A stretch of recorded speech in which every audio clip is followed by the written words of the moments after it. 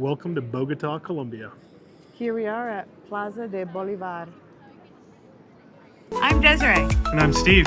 From diapers, To departures. our kids are grown. And now it's our turn. Come explore the world with us. So Bogota, Colombia. I guess the first thing to say about it is that understand that it is at 8,000 feet in altitude. So remember that because some people do feel the effects of altitude sickness. We did not. But because that it is a little colder and you do have the altitude thing and the air is a little thin up there. All right, so tip number 1, be prepared for altitude sickness potential. Take it easy your first couple of days. Yeah. Don't go on a crazy hike. Potentially get medication. I cannot take the medication because I have an adverse reaction to it. She gets every symptom possible. But hopefully that won't happen to you. I actually didn't take any altitude. We went from Medellin to Bogota, so we went from 5,000 to 8,000. But if you go straight there, it is potential. If you work your way up, not a big deal. But yeah. Thankfully, because we were in Medellin for 2 weeks. I actually didn't have any altitude sickness issues. It was just the medication. Yeah. All right, so tip number 1, you mentioned it's colder. It is colder than Medellin by a pretty good amount. Yeah, it's a bit nippy up there. Medellin is spring, Bogota is fall. So public transportation, tip number 2, public transportation. It is not as good as Medellin if you're comparing it to Colombia. There is no metro system. There are buses. We never took one. We just took both DD and Uber. It was inexpensive and fairly easy to do. Either one works just fine. They're about the same price. However, the tours were more expensive in Bogota than they were in Medellin.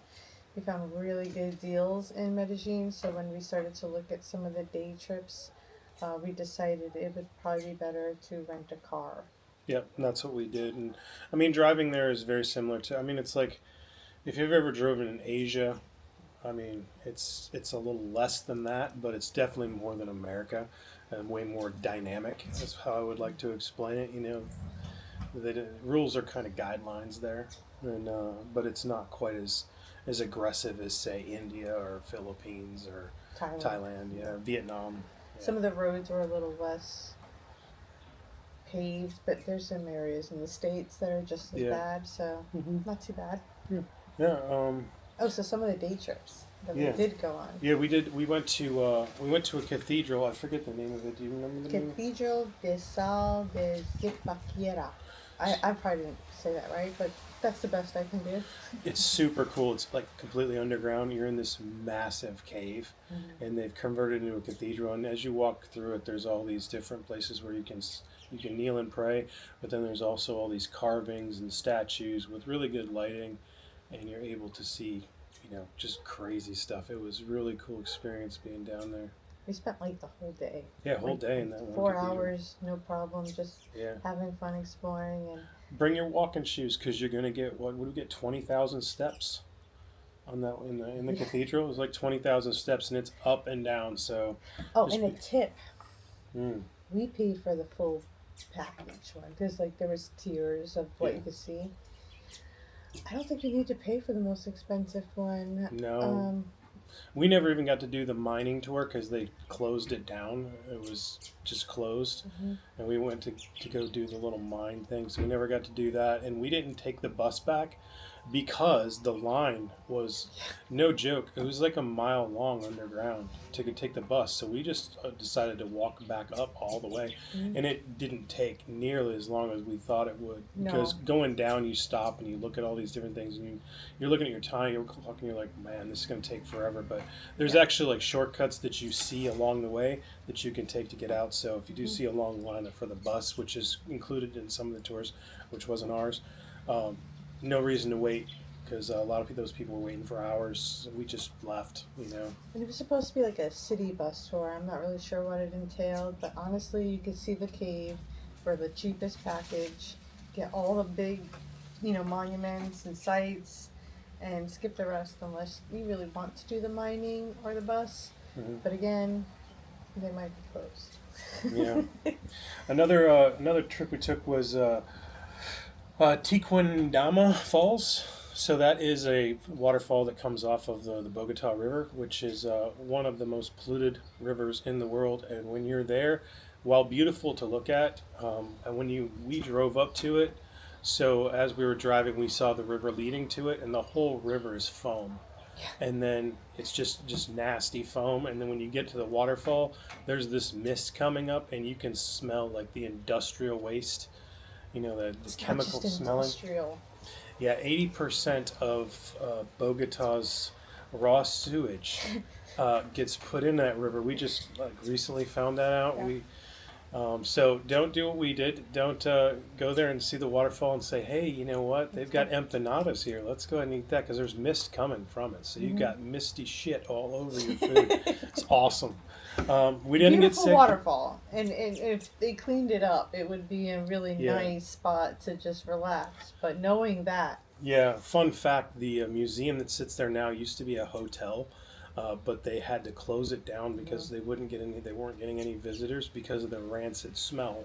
And then they opened it up to a museum later, and they've been working on it, so it's not as bad as it used to be. Apparently, I don't know how bad it is. It's bad enough. yeah, I wouldn't want to eat anything out of that river. I wouldn't want to swim in that river. And now knowing what I know, I'm kind of Regret grossed eating. out that the Yeah. mist was landing on our food and our face and everything. We're just sitting there taking videos, But if you're there, it's a nice day trip. Yeah, it's We pretty. actually took the road around and saw some other little towns. Mhm. Not too much to see, but fun to get out of the big city. Yeah. Another cool day trip we did, which was very clean, sanitary, was Lake Guadavita. That one it's really a laguna. Go up to that area. And the tip there is that you actually need a guide. So even if you drive up and you park, you still have to pay for someone to walk you through the laguna area. I don't know if that's more of a newer thing or not, but we did learn a lot about the area at the time, which was cool. It used to be, I guess, filled with gold, and there was a lot of mining there, which is what made it so famous. That is quite a hike up, by the way. So you end up about 10,000 feet up. That's where the lake sits. So just be aware of that. It is quite a hike up. And if you do drive, don't take the first exit that Google Maps tells you to take, because it is a logging road, and we barely made it in our little car. So you want to keep going and follow the signs, not Google Maps. Don't do what I did, because it's a bit of a rough ride. You're driving right past cows and all kinds of stuff. So A good area to stay in, I would say, is the El Retiro area.